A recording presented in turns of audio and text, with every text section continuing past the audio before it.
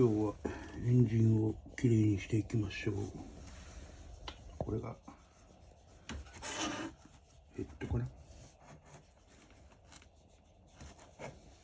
こいつをきれいにしていきたい。燃焼室真っ黒ですね。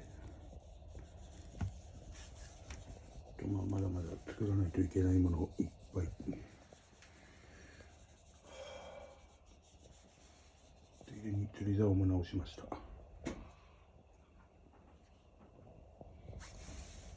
とりあえずこいつからです。頑張って直します。